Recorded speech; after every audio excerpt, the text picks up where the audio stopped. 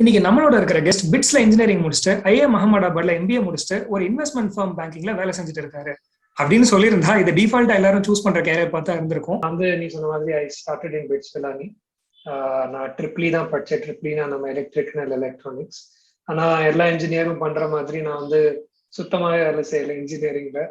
ஒரு எம்பிஏல என்ன செய்வானோ summer internships அப்படின்ட்டு பேரு.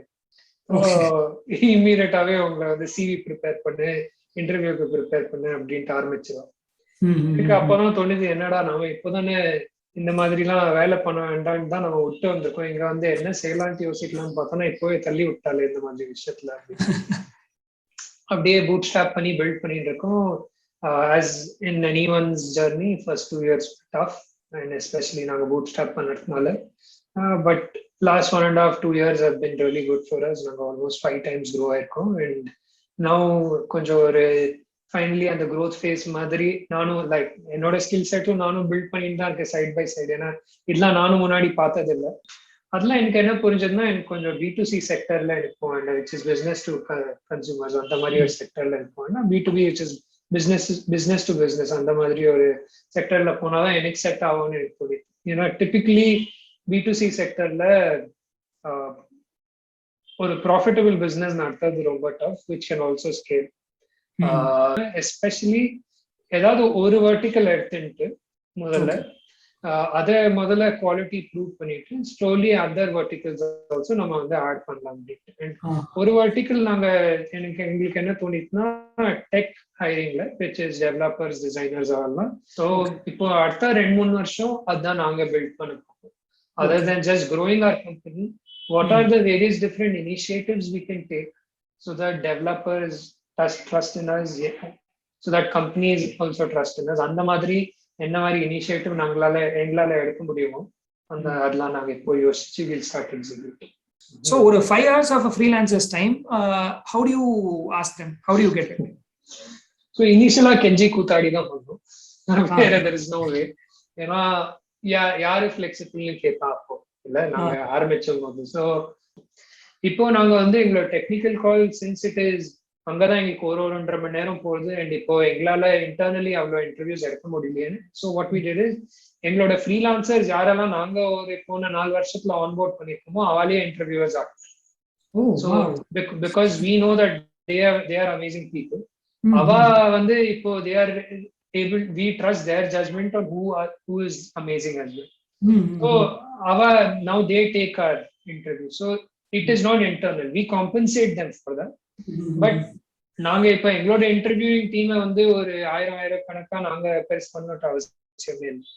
So at all points of time நான் யோசிக்கிறது இஸ் நாட் ஸ்கேல்னா இப்போ ஐயோ நம்ம இப்படி செய்யறோமே, 1 மில்லியன் டெவலப்பர்ஸ் வந்துட்டானா நம்ம அப்போ என்ன செய்வோம், அந்த மாதிரி யோசிப்பே கிடையாது. என்னன்னா அடுத்த 1.5 வருஷம் நம்மளுக்கு க்ரோ பண்ணோம்னா அதுக்கு தகுந்த மாதிரி என்ன விஷயம் நம்ம எல்லாம் செய்யணும்.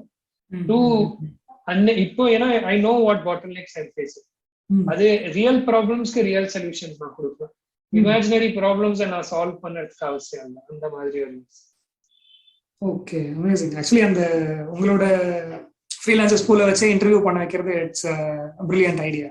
அதான் நான் சொல்றேன், அது நம்ம ஒரு முதல் நாள்ல இருந்தே யோசிக்க ஆரம்பிச்சோம்னா அது நம்ம யோசிச்சுக்க முடியாது.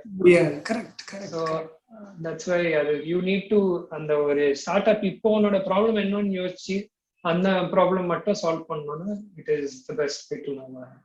Okay, nice. And how does Flexible make money on this? Do you charge freelancers or do you charge the companies? So we charge the companies. எங்களோட இதுல பிலீஃப் என்னன்னா, typically don't charge the entity or the stakeholder with lesser resources.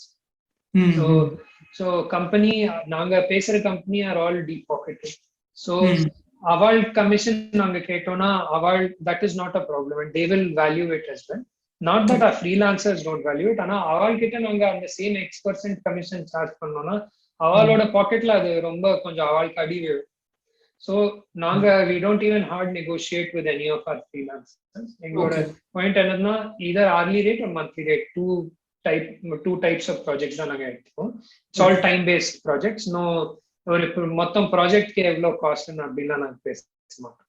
So அந்த ரெண்டு டைப்ஸ்ல நாங்க என்ன சொல்லுவோம்னா, உனக்கு how much are you comfortable working, உனக்கு எவ்வளவு பணம் வேணும். If you are comfortable, we'll say okay, இந்த ரேட்ல நாங்க we'll try to find projects for you. எங்களுக்கு தோணித்து நீ கேட்கிற price is a little high and we can't get you projects for that, we'll give you feedback. If you're not comfortable decreasing your rate, எங்களுக்கு problem இல்லை, நாங்க just சொல்லிடுவோம் இந்த ரேட்க்கு எங்களால projects கண்டுபிடிக்க முடியாது.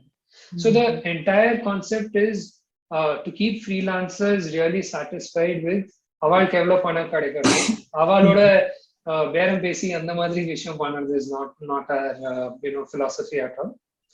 At the same side, companies also they should feel that அவ என்னெல்லாம் போராட்டம் பண்ணி இந்த மாதிரி ஒரு டேலண்ட் கண்டுபிடிச்சிருக்கணுமோ அது இல்லாம அப்படியே ஒரு ஸ்ட்ரீம்லைன்டா ஒரு மெர்சிடிஸ் பென்ஸ்ல உட்காந்து அவளுக்கு ஒரு ஸ்மூத் ப்ராசஸா நடந்தது மாதிரி ஒரு ஃபீலிங் கொடுத்தா they will also not have a problem to pay as well. So that's the way we do it. We freelancers charge us a rate, அது மேல நாங்க ஒரு கமிஷன் எங்களோட ஆட் பண்ணி we charge them. Okay, nice, got it. And as on date, although இது open platformsல நிறைய இடத்துல இருக்கு, as on date how much money has Flexible made? So மணினா 4 வருஷத்துல நான் டோட்டல் பண்ணி பார்க்கல, ஆனா இந்த வருஷத்துல $3 million நாங்க as a $3 million ஒரு 21 கோடி not full yearல, but if we were to take let's say the month of last நாங்க பப்ளிக்லி ஷேர் பண்ண விஷயம் was in ஆகஸ்டோட மந்தோட நாங்க ரெவென்யூஸ் எடுத்தோம்னா பேக் இன்டு 12 months பண்ணோம்னா நாங்க ஒரு 20 கோடி பண்ணிருக்கோம். So that is the way we calculate ARR. நாங்க not annual recurring revenue but annual run rate மாதிரி நாங்க யோசிச்சு என்ன ரன் ரேட்ல நாங்க எவ்வளோ, so that's 20 to 25 crores அந்த லெவல்ல இருக்கோம் நாங்க. Okay, nice. So next part of the interviewல bootstrap பண்ணியும் 20 crores பண்ணலாம் அப்படிங்கிற கான்ஃபிடன்ஸ் எங்களோட லிசனர்ஸ்க்கும் and even for us also we need to get it. So bootstrapping பத்தி ஒரு சில questions. எப்போ நீங்க டிசைட் பண்ணீங்க லைக் bootstrap பண்ணலாமா இல்ல ஃபண்ட் ரைஸ் பண்ணலாமா அப்படிங்கிற டெசிஷன்? எங்களுக்கு ஆக்சுவலா bootstrappingனாலுமே ரொம்ப நிறைய அட்வான்டேஜஸ் இருக்கு, விசி ஃபண்டிங்கோட நிறைய அட்வான்டேஜஸ் இருக்கு. ஸோ அப்படி இதுதான் பண்ணோம் அதுதான் பண்ணோன்ட்டு எதுவுமே விஷயம் இல்லை. எங்களுக்கு என்ன யோசிப்புனா நம்ம கம்பெனியை க்ரோ பண்ணி ஒரு சக்சஸ்ஃபுல் கம்பெனியாக்கி என்னெல்லாம் செய்யணுமோ அதெல்லாம் செய்யணும். ஆனா உலகமே விசி ஃபண்டிங் எடுக்கணும்னு சொல்றது, அதனாலதான் நம்ம விசி ஃபண்டிங் எடுக்கணும்ட்டு அந்த மாதிரி ஒரு புத்தி இல்லை எங்களுக்கு. ஸோ நாங்க முதல்ல என்ன யோசிச்சோம்னா இம்மீடியட்லி காலேஜ்ல இருந்து நாங்க கிராஜுவேட் ஆனதுக்கு அப்புறம் நம்ம 3 பேருமே கொஞ்சம் 3 வருஷம் வேலை செஞ்சிருக்கோம். நம்ம பணம் வச்சு let us grow it to a stage where நம்மளுக்குமே ஆமா இது நல்ல ஒரு கம்பெனி பில்ட் பண்ணிருக்கோம், இப்போ நம்ம கொஞ்சம் பணம் விசில இருந்து எடுக்கணுமா அப்படின்னு நம்ம அப்போ யோசிக்கலாம். ஆனா ஒரு 6-8 மாசத்துலயே எங்களுக்கு என்ன ரியலைசேஷன் ஆச்சுன்னா எங்களோட இண்டஸ்ட்ரியில it is a cash rich industry. நல்ல வேலை செஞ்சோம்னா we will earn money. So நம்மளுக்கு இன்னொருத்தரோட பணம் தேவையே இல்லை அப்படின்ட்டு எங்களுக்கு கொஞ்சம் ஒரு ரியலைசேஷன் வந்தது. அண்ட் ஒரு month after month year after year எங்களுக்கு that situation only got better and better. We were growing and we were making more money.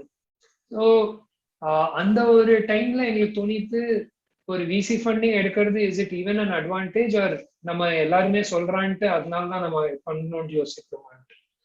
அதனால when we realized it was the latter, it didn't make sense at all. So நாங்க we just bootstrapped our way. So bootstrapping ஓட நிறைய advantages இருக்கு, disadvantages எல்லாருக்கும் தெரிஞ்ச விஷயம் தான். நம்மளுக்கு பணம் இல்லாம you have to like grow it's a very tough journey. நான் எப்படி யோசிப்பேன்னா bootstrapping பண்ணோம்னா ஃபர்ஸ்ட் 2 வருஷம் ரொம்பவே டஃப். அந்த ஒரு 2 வருஷம் more then money I think mindset is the most difficult. ஏன்னா தோணும் ஐயோ பணமும் பண்ணல, ரொம்ப ஒரு ஃபேமும் கிடைக்கல, ஏன்னா விசி ஃபண்டிங் எடுத்தா எல்லா நியூஸ் பேப்பர்லயும் பேர் வந்துடும், அந்த விஷயமும் இல்லை, இப்ப நீங்க எதுக்கு தான் நம்ம இந்த வேலை செய்யறோம் அப்படின்னு தோணும். ஸோ அந்த ஒரு மைண்ட் செட் நம்ம எப்படியாவது பீட் பண்ணி ஃபர்ஸ்ட் 2 வருஷம் நம்ம தூக்கிட்டோம்னா அதுக்கப்புறமா நம்மளுக்கு ஒரு லிஃப்ட் ஆஃப் கிடைக்கிறது bootstrappingல. அந்த முதல் 2 வருஷத்தோட இருக்கிற பரிசுலாம் நம்மளுக்கு அப்போதான் கிடைக்கும் 3ஆவது 4ஆவது 5ஆவது வருஷத்துல. ஆனா நம்மளுக்கு அந்த முதல் 2 வருஷம் வேண்டாம், இல்லாட்டா நம்ம இண்டஸ்ட்ரிக்கு தேவை ரொம்ப ஜாஸ்தி பண்ணும் அப் ஃப்ரண்ட் அப்படின்னு தோணிச்சுன்னா விசி ஃபண்டிங் மேக்ஸ் இட் உங்களோட ஸ்டார்ட் அப்பை from something to make it to a tangible ஒரு லெவல் கொண்டு வருது. விசி ஃபண்டிங் உங்களை இமீடியட்டா கொண்டு வருது. ஸோ ஆனா அது ஃபியூச்சர்ல என்ன செய்யணும், டிபிக்கலி விசி ஃபண்டிங் எடுத்த ஸ்டார்ட் அப்ஸ்லாம் எப்பவுமே இன்னும் ஃபண்ட் எடுத்து தான் க்ரோ பண்ணும். ஸோ ஃபார் எவர் நீங்க வந்து அடுத்த ஃபண்டு நம்ம எப்படி ரேஸ் பண்ணுவோன்ட்டு யோசிச்சு வாழ்க்கையை ஓட்டிடுவீங்க நீங்க. So there are pros and cons. உங்களுக்கு உங்களோட ஸ்டார்ட் அப்க்கு க்ரோ பண்ணுறதுக்கு என்ன தேவையோ you should think about it. எங்களுக்கு தோணித்து we were able to bootstrap it. Even now now we feel நம்ம வந்து இப்போ இதை அப்படியே சூப்பரா க்ரோ பண்ணி எடுத்துன்னு போயிடணும் அப்படின்னு தோன்ற போதும் எங்களுக்கு என்ன தோணுதுன்னா, நிறைய we have saved, we've been very financially disciplined. நிறைய நாங்க we didn't take salaries, we saved a lot of money. So இப்போ எங்களுக்கு என்ன தோணுதுன்னா, நம்மள்கிட்டயே பணம் இருக்கு, இதை வச்சு let's build a really strong team. நல்ல ஸ்மார்ட் பீப்புளை கொண்டு வந்து அடுத்த நாங்க இப்போ வரைக்கும் ஒரு அடுத்த வருஷத்துக்கு முன்னாடி யோசிச்சதே இல்லை. இப்போ ஒரு 3-4 வருஷம் இருக்கு. இப்போ இந்த டைம்ல we feel we are well poised. ஒரு அடுத்த 3-4-5 வருஷம் எப்படி க்ரோ ஆனோம்னு யோசிச்சு இப்போ we are building a team. And இதுக்காகவும் we are seeing கி பூட் ஸ்டார்டிங்கே நம்மள்கிட்ட பண்ணி நம்மளால எவ்வளோ பணம் சம்பாதிச்சிருக்கோமோ அதே is good enough. But having set that, ஃபியூச்சர்ல நம்மளுக்கு விசி ஃபண்ட் எடுத்து தான் க்ரோ ஆனோம் அப்படின்ட்டு எங்களோட ஸ்டார்ட் அப்போட சக்சஸ் எங்களுக்கு தோணிட்டுனா நாங்க எடுப்போம் கண்டிப்பா. ஆனா அது உலகமே சொல்லாது, அதனாலதான் எடுக்கணும். அந்த மாதிரி ஒரு டெசிஷனுமே நாங்க எப்பவுமே எடுக்க மாட்டோம். எது தேவையோ அதுதான் நாங்க. So that's the mind set. Okay okay. So இப்போ பூட் ஸ்டார்ட் ஜேர்னில வந்து இப்போ ஸ்டார்ட் அப்னு சொல்லும் போதே எம்ப்ளாயிஸோட எக்ஸ்பெக்டேஷன்ஸ் என்ன இருக்கும் அப்படின்னா ESOPs, ஈக்விட்டி அப்படின்னு சொல்லிட்டு வருவாங்க இல்லையா? ஸோ அந்த பார்ட்டை வந்து ஒரு பூட் ஸ்டார்ட் கம்பெனி பார்வையில இருந்து நீங்க எப்படி அட்ரஸ் பண்றீங்க? How are you giving benefits to your employees? So முதலையாவது ஐ திங்க் ஒரு பூட் ஸ்டார்ட் கம்பெனின்ட்டு ஜாயின் பண்ணுறது ஐ திங்க் ஒரு certain mindset of people தான் ஜாயின் பண்ணுவாங்க. யாருக்கு கொஞ்சம் அந்த ஒரு ரொம்பவே ஒரு hyper growth newspaper front news பேப்பர்ல அப்படியே வந்து நம்ம பேர் அப்படியே ஸ்பிளாட்டர் ஆனோம் அப்படின்ட்டு இருக்கிறவா பூட் ஸ்டார்ட் அப்ஸ்க்கு தகுந்த மாதிரி ஆளுங்க கிடையாது. அந்த ஒரு நம்ம we have to make peace with it. அதுதான் நிஜம். ஆனா இப்போ கொஞ்சம் கொஞ்சமா ஐ ஃபீல் அது இம்ப்ரூவ் ஆகுது. பீப்புள் ஆர் அண்டர்ஸ்டாண்டிங் அது boot stopping is actually possibly if someone is boot stopped and grown the start up, அதே ஒரு ரொம்பவே பெரிய விஷயம் அப்படின்ட்டு எல்லாருக்கும் இப்போ புரியுது. So with that context in mind நாங்க முதல்ல என்ன செய்வோம்னா, அவளுக்கு எவ்வளோ ESOPs சேர்த்து கிடைக்கிறதோ நாங்க வந்து அவளுக்கு சேலரியில கேஷாவே கொடுத்துருவோம். So what we try to tell them is, நீங்க என்னெல்லாம் ESOPனா at the end of the day lottery டிக்கெட்னு சொல்ல மாட்டேன், ஆனா ஏன்னா அவ்வளோ ஒரு பேட் ஆட்ஸ் இல்லை. ஆனாலும் most companies don't make it to a level where உங்களோட ESOP சடன்லி ரொம்பவே ஒரு பெரிய ஒரு அமௌண்டா இருக்கும்.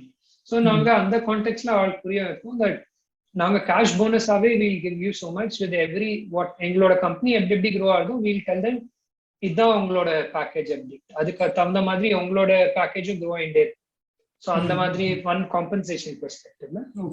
ரெண்டாவது the point you need to make is ESOPs எப்படின்னா what is the concept of ESOPs? If your company or IPO ஆச்சு கம்பெனி இல்லாட்டா உங்களோட company is bought by another company, so apna your ESOPs will be worth something. இல்லாட்டா ESOP and paper money தான். So what you have to make them believe is அந்த மாதிரி ஏதாவது situation ஆச்சுன்னா நாங்க மட்டும் பணம் பண்ணிட்டு உங்களை மறந்துட மாட்டோம். So there is a trust you're trying to build here. So that is one more thing. And the point is also நாங்க எந்த பீப்புளை ஹையர் பண்றோமோ அவளை வந்து ஒரு ரொம்ப டிரான்சாக்ஷனல் ரிலேஷன்ஷிப் இல்லை எங்களோட. ஏன்னா எங்களோடது இட்ஸ் நாட் அடுத்த 3 வருஷத்துல இவ்வளவு க்ரோ ஆயிட்டு இந்த கம்பெனி எங்க வித்துட்டு அடுத்த கம்பெனியை ஸ்டார்ட் பண்ணோம் அந்த மாதிரி தாட் ப்ராசஸே இல்லை. So we are building for the next 10 to 20 years. So what we try to tell them is எங்களோட company it's not if it will grow, it is about when it will grow. இப்போ பேச்சுல இது 2 வருஷமா சொல்ற விஷயம். So எப்படிலாம் எங்களோட company grow ஆகுதோ கேரண்டியா நாங்க we will ensure you also grow as a part of the journey. So அந்த ஒரு நம்பிக்கை அவளுக்கு நம்மளோட வருதா, are we able to repay that trust and show them that ஆமா நீங்க வச்ச நம்பிக்கை we are repaying it, and also telling them that if such a huge turnout comes out you will also not be forgotten. And we are also not saying no to ESOPs. இப்போ இருக்கிற தலைவலியில ESOPs அந்த ஒரு structure பண்ணி external valuation கொண்டு வந்து judge பண்ணி ஃபிளெக்சிபிளோட value என்ன அதெல்லாம் நாங்க இப்போ சால்வ் பண்ணுமா இல்லாட்டா ஃபிளெக்சிபிள் ஆக்சுவலா க்ரோ பண்ண வைக்கணுமான்ட்டு அந்த மாதிரி ஒரு thought ப்ராசஸஸ்லாம் we try to convey it to them and ensure that they are able to see the அந்த ஒரு லாஜிக்கலான ஒரு ஆர்கியூமெண்ட் நாங்க எது பண்றோம். ஸோ இப்படி ஒரு thing that we try to convince. Nice, really nice. Okay, so இப்போ வந்து பூட்ஸ்ட்ராப் கம்பெனில பணம் வந்துகிட்டே இருக்கு அண்ட் நீங்க எக்ஸ்பென்சஸ்லாம் வந்து எப்படி ஸ்ப்ளிட் பண்ணிப்பீங்க? லைக் சாலரிஸ்க்கு 10%, மார்க்கெட்டிங்க்கு 20%, அது மாதிரி ஏதாவது ஒரு to you have any formulas for that? இப்போ வரைக்கும் நாங்க அந்த மாதிரி ஃபார்முலா பண்ணல. ஆனா நாங்க வந்து இப்போதான் அடுத்த எஸ்என்ஐ சைட்ல நாங்க வந்து ஒரு ஒரு வருஷம்க்கு மேல நாங்க யோசிச்சது இல்லை. The usual idea was எங்க பணம் தேவைப்படுறதோ அங்க போட்டுடணும். நாங்க 3 பேரு பணம் எவ்வளவு கம்மியா எடுக்க முடியுமோ அவ்வளவு கம்மியா எடுத்துட்டு பாக்கி எல்லாமே பணம் கம்பெனிக்குள்ள போட்டுடும். ஸோ தட்ஸ் வை இன்னைக்கு வரைக்கும் எங்களுக்கு பணம் பத்தி அவ்வளோ ப்ராப்ளம் இருந்தது. ஸோ நாங்க அவ்வளோ யோசிச்சதும் இல்லை எப்படி எக்ஸ்பென்சஸ் ஸ்ப்ளிட் பண்ணுவோம். ஸோ வி ஆல்வேஸ் தாட் இதுக்கு நம்மளுக்கு க்ரோ பண்ணுறதுக்கு இந்த பணம் தேவையா, so let's definitely invest it தான் நாங்க யோசிச்சிருக்கோம். ஆனா இப்போ இந்த நெக்ஸ்ட் 3 to 5 yearsல நாங்க இப்போ கொஞ்சம் யோசிக்கிறோம். ஏன்னா இப்போ கொஞ்சம் ஒரு பெரிய ஸ்கேல்ல நாங்க இன்வெஸ்ட் பண்ணலாம்னு பார்க்கணும். ஸோ த வே நாங்க வந்து we go about it is where do we want to reach. இப்போ நான் வந்து 1.5 வருஷத்துல ஒரு 5 மில்லியன் இதை கூட்டின்னு போனோம் அப்படின்னு நான் யோசிக்கிறேன். அந்த 5 மில்லியன் நாங்க வந்து சக்சஸ்ஃபுல்லா கூட்டின்னு வர்றதுக்கு எவ்வளோ கம்பெனிஸ் கிட்ட நாங்க பேசணும், எவ்வளோ ஃப்ரீலான்சர் கிட்ட நாங்க பேசணும். இவ்வளோ கம்பெனிஸ் கிட்ட நான் பேசணும்னா அந்த கம்பெனிஸ் கிட்ட நாங்க பேசுறதுக்கு எவ்வளோ மார்க்கெட்டிங் நாங்க செய்யணும், எவ்வளோ சேல்ஸ் நாங்க பண்ணணும், அதுக்கு தகுந்த மாதிரி எவ்வளோ பீப்புள் இருக்கணும், அதுக்கு தகுந்த மாதிரி மார்க்கெட்டிங் பட்ஜெட் எவ்வளோ இருக்கணும், மார்க்கெட்டிங் பீப்புள் எவ்வளோ இருக்கணும். அதே மாதிரி ஃப்ரீலான்சர் சைட்லயும் பிரேக் டவுன் பண்ணி அண்ட்ல these guys have to also be match to one other. இல்ல கம்பெனிக்கு இந்த ரெக்வயர்மெண்ட் இருந்து ஃப்ரீலான்சருக்கு இந்த ஸ்கில் இருந்தா அவளை மேட்ச் பண்ணும். ஸோ நடுவில் ஆப்ரேஷன்ஸ் டீம் இவ்வளோ டீல்ஸை க்ளோஸ் பண்ணோம்னா அதுக்கு எவ்வளோ பீப்புள் இருக்கு. ஸோ நாங்க வந்து டாப்ல இருந்து will start breaking it down. Will say இவ்வளோ நாங்க வந்து மார்க்கெட்டிங் பண்ணோம், இதுக்கு இவ்வளோ பீப்புள் தேவை, இதுக்கு இவ்வளோ சேல்ஸ் பீப்புள் தேவை அப்படின்ட்டு நாங்க will break it down. Not ஏன்னா பர்சன்டேஜ் பண்ணோம்னா ஒரு ரேண்டம் பர்சன்ட் அதான். So how much ever you break it down and you say இந்த மாதிரி ஒரு அவுட்கம்க்கு எவ்வளோ எஃபர்ட் தேவைப்படும், அந்த எஃபர்ட்க்கு how much do you have, how many people you need, அதுக்கு எவ்வளோ மாதிரி அவளுக்கு சப்போர்ட் பண்ற பட்ஜெட் எவ்வளோ வேணும், ஸோ அவளுக்கு ஒருத்தருக்கும் எவ்வளோ சேலரி கொடுக்கணும், and then you add it up and you get expenses and then you see இதுக்கு தகுந்த மாதிரி இவ்வளோ expenses does it make sense, if not எங்க நம்ம rationalize பண்ணோம் அந்த மாதிரி. Okay okay got it. And இத்தனை நாள் உங்களுடைய இந்த பூட்ஸ்ட்ராப் ஜர்னில வந்து யாராவது விசி உங்களை அப்ரோச் பண்ணி கேட்டிருக்காங்களா we will fund you அப்படின்னு சொல்லிட்டு, அண்ட் எப்படி ரெஸ்பாண்ட் பண்ணீங்க உங்களுக்கு? இல்லை நிறைய வாட்டி அது ஆயிருக்கு. எஸ்பெஷலி லைக் இனிஷியலா நாங்க வந்து ஐஎம் அஹமதாபாத்ல இருந்து கிராஜுவேட் ஆனதுனால எங்களோட பேட்ச்மேட்ஸ்மே நிறைய பேர் விசி ஜாயின் பண்ணுவாங்க. ஸோ அவளே எங்களை நிறைய வாட்டி ரீச் பண்ணி நிறைய பேர் பேசியிருக்காங்க. ஆனா அப்புறமா ஃபர்ஸ்ட் 2 years நிறைய பேர் அப்புறமா ரீச் அவுட் பண்ணல. பட் நாங்க இந்த லாஸ்ட் 2 years நான் சொன்ன மாதிரி நிறைய க்ரோ ஆரம்பிச்சோன்னே நிறைய விசிஸ் ஆல்மோஸ்ட் இப்போ ஒரு வாரத்துல 2 விசியாவது எங்களுக்கு ரீச் அவுட் பண்ணுவாங்க. ஸோ அது எஸ் நான் இப்போ அண்ட் நாங்க அதான் நான் சொன்ன மாதிரி எங்களுக்கு we have nothing against VCs. So நாங்க எல்லாருக்கிட்டையுமே ரெஸ்பெக்ட்ஃபுல்லி சொல்லுவோம். இப்போ எங்களுக்கு ஐ don't think it's a requirement. முன்னாடி எங்களுக்கு தோணிட்டுனா கண்டிப்பா நாங்க பேசுறோம், we'll reach out to you. So that's the idea. Okay, really nice. And what is the role of your family in your bootstrap startup journey? Very important. So Amma Appa have always been very, very supportive in any decision I take. So நான் வந்து bits Pilani கழிச்சு engineering பண்ணாம நான் investment பேங்கிங்ல போறேன்னா okay போய்க்கோன்னா, நான் வந்து லண்டன்ல அந்த மாதிரி ஒரு ஜாப் விட்டு வரேன்னா கண்டிப்பா விட்டு வரணும். ஐஎம் அஹமதாபாத் நான் வந்து எம்பிஏ பண்ண போறேன்னா சரி போயிட்டு வரணும். அங்க நான் வந்து ஜாபே எடுக்க மாட்டேன்னா ஓகே எடுக்காதேன்னா. ஸோ இட்ஸ் நாட் நாங்க ரொம்பவே ஒரு பணக்கார ஃபேமிலி எல்லாம் கிடையாது. எப்படின்னா சஃபிஷியன்ட். எப்பவுமே அப்பா அம்மா ஹவ் ஆல்வேஸ் என்ஷோர்ட் எங்களுக்கு ப்ராப்ளம் இல்லாம ஒரு லைஃப் ஸ்டைல் இருக்கணும். ஆனா பணக்கார ஃபேமிலிலாம் அப்படிலாம் கிடையாது. அதனால தீஸ் ஆர் பிக் டெசிஷன்ஸ். ஆனா அவளுக்கு என்ன, நீ என்ன பண்றியோ சந்தோஷமா பண்ணு, உன் மேல எங்களுக்கு நம்பிக்கை இருக்கு, நீ சந்தோஷமா பண்ணனா எங்களுக்கு போதும். அவளுக்கு இன்ஃபேக்ட் கொஞ்சம் ஒரு தனி விதமான என்ன வரினா, நான் வந்து என்னோட ஏஜ் குரூப்லாம் என்னெல்லாம் செலிப்ரேட் பண்றான், நான் அதெல்லாம் பண்ணாம ஸ்டார்ட் அப்னு மண்டே உடச்சுட்டு இருக்கேன்னு அப்படின்ட்டு அவளுக்கு ஒரு வரி. அவ வந்து நீ கொஞ்சம் இன்னும் என்ஜாய் பண்ணு, நீ இவ்வளோலாம் டென்ஷன் எடுக்காது, உன் ஏஜ்ல நீ டென்ஷன் எடுக்க. ஸோ அந்த மாதிரி ஒரு சப்போர்ட்டிவான இருக்கேன் என்னோட பேரண்ட்ஸ். ஸோ என்னோட ஒய்ஃப் வந்து ஆக்சுவலி ஸோ இமீடியட்லி நான் கிராஜுவேட் ஆனோடனே எனக்கு கல்யாணம் ஆயிடுச்சு. ஸோ ஆக்சுவலா from the very beginning of my start up. So அந்த டைம்லலாம் I was hardly earning 20,000 to 30,000. அதுலேருந்தும் எனக்கு 20,000 நான் லோனுக்கு எஜுகேஷன் லோன் கொடுத்துருவேன். ஸோ 10,000 தான் இருக்கும். பெங்களூர்ல இருக்கணும்னா அதெல்லாம் சான்ஸே இல்லை. So she was working. அவ எல்லாம் நான் எனக்கு ரொம்பவே சிம்பிள் லைஃப் ஸ்டைல்னு வச்சு. So I won't have too many expenses, but வீட்டில் இருக்கணும், சாப்பாடு சாப்பிடணும், அந்த மாதிரி விஷயமே ஷி ஒன்லி டுக் கேர்.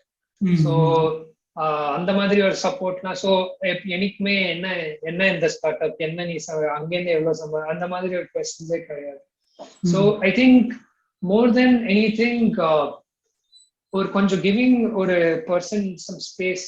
அவ வந்து என்னவோ தேர் ட்ரைங் டு பில்ட், அவ ஏதோ பண்ண பாக்குறா, அந்த மாதிரி ஒரு சப்போர்ட்டே ரொம்ப பெரிய விஷயம். அண்ட் ஐ காட் தட் ரொம்பவே ஜாஸ்தி from every corner of my family. Nice. Really amazing journey, Karthi. Really nice. Thank you so much. Next வந்து லைட்னிங் ரவுண்ட் போலாம்.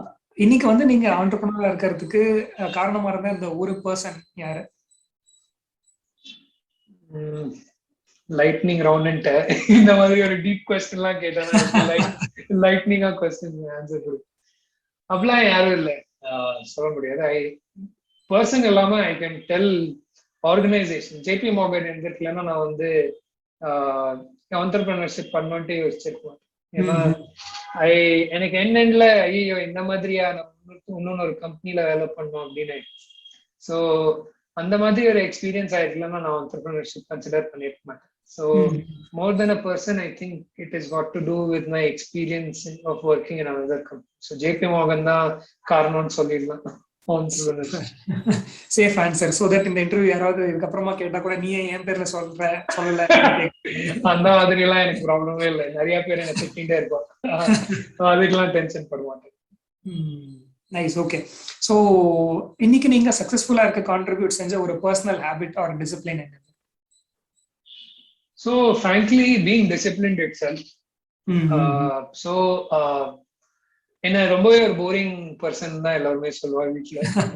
ஸோ வீட்டுல ஒரு ரன்னிங் ஜோக் எப்படின்னா, ஒரு டியூரிங் த டே ஏதாவது ஒரு டைம் பிடிச்சானா அந்த டைம்க்கு கார்த்திக் என்ன செய்யறான்னு நம்ம கேரண்டியா சொல்லலாம் அப்படின்பா. ஏன்னா நான் அதே மாதிரி ஒரு டைம் டேபிள் வச்சுதான் எவ்ரிடே என்னோட வேலை செஞ்சுட்டு இருக்கேன். ஸோ எந்த விஷயம் இருந்தாலுமே கொஞ்சம் ஒரு அளவுக்கு ஒரு டிசிப்ளின் கொண்டு வந்து, so whether not only got to do with start ups, but இப்போ கொஞ்சம் ஒரு லெவலுக்கு ஃபிட்னஸ் ஹெல்த் இருக்கணும்னா எவ்ரி மார்னிங் என்ன போன ராத்திரி என்ன செஞ்சாலும் காத்தால இருந்து எக்ஸசைஸ் பண்ணும், ப்ராப்பரா சாப்பாடு ரொம்ப ஜங்க் சாப்பிடக்கூடாது. ஸோ அந்த மாதிரி ஒரு ரொம்பவே ஒரு டிசிப்ளின்டா இருக்குது அண்ட் ஹார்ட் ஒர்க்கிங். அந்த ஒரு ஐ ஃபீல் ப்ராசஸ் ஓரியன்ட் தானா. ஸோ ரொம்ப எனக்கு ஒரு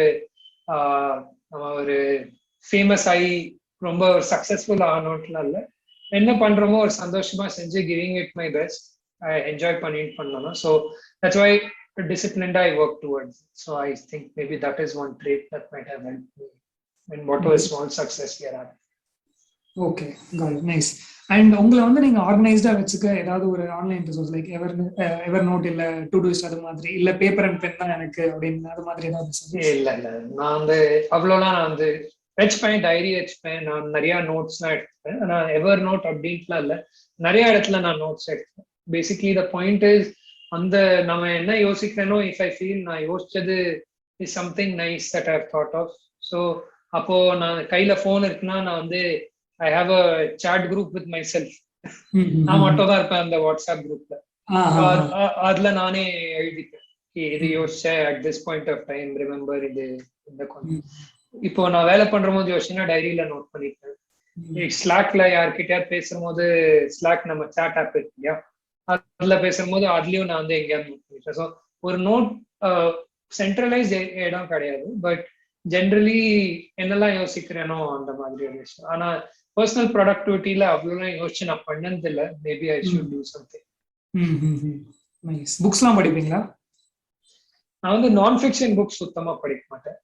so Okay. Only fantasy fiction தான் படிப்பேன். எனக்கு நான் ஃபிக்ஷன் புக்ஸ் கொஞ்சம் ஐ திங்க் இவ்வளோ ஒரு தடியான புக் படிக்கிறதுக்கு அதுல வேல்யூ கிடைக்கிறது, like especially business related books எனக்கு ஐ டோன்ட் திங்க் அவ்வளோ வேல்யூ இருக்கு. ஸோ நிறைய விஷயம் I learn by just doing.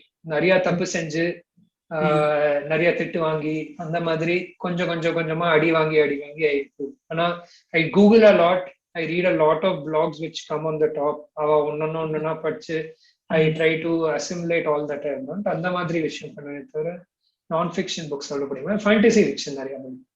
Okay, got it. So, any blogs or books or movies that you would recommend to aspiring entrepreneurs to start with? No, I'll advise all aspiring entrepreneurs to learn by doing. என்ன யோசிக்கிறீங்களோ start doing. ரொம்ப சின்ன விஷயம். எல்லாருக்குமே ஒரு நம்ம ஒரு company start பண்றோம்னா ஒரு ஊபர் மாதிரி தான் ஸ்டார்ட் பண்ணோம், இமீடியட்டா ஒரு பயங்கரமான ஆப் இருக்கணும் அப்படின்லாம் யோசிச்சாங்க. நான் என்ன சொல்றேன்னா, உங்களுக்கு ஏதாவது ஒரு பேஷன் இருந்தா ஸ்டார்ட் ரைட்டிங். ஒரு அதை பத்தி எழுத ஆரம்பிங்க. லிங்க்டின்ல எழுதுங்க, ட்விட்டர்ல எழுதுங்க, ஒரு பிளாக் ஸ்டார்ட் பண்ணுங்க, அங்கேருந்து ஒரு ஆரம்பிங்க. And then see where it takes you. So start up doesn't necessarily ஒரு ப்ராடக்ட்ல இருந்து தான் ஸ்டார்ட் பண்ணணும் அப்படின்னு அவசியமே கிடையாது. எங்கேயாவது ஒரு இடத்துல ஆரம்பிங்க அண்ட் அதை கொஞ்சமா க்ரோ பண்ண பாருங்க. ஆனா லேர்ன் பை டூயிங். ஸோ நான் இதை கான்ட்ரடிக்ட் பண்ணுறதுக்குன்னே நாங்க we are starting a platform called build.co. ஆனா அந்த பிளாட்ஃபார்மோட ஈத்தோஸே is to build, not to just keep reading. ஆனா அங்க what we are trying to do is share very actionable advice on how you can do specifica இது செய்யுங்க அது செய்யுங்க. So that is what I try to do. But ஆனா the specifica blogs videos எல்லாம் பாருங்கலாம் I would advise no one.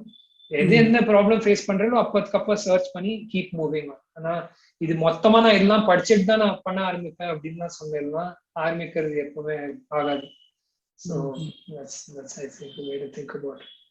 Nice. And finally வந்து இது கேட்டுட்டு இருக்கிற aspiring entrepreneursக்கு ஒரு சின்ன piece of guidance and then we'll wrap it up.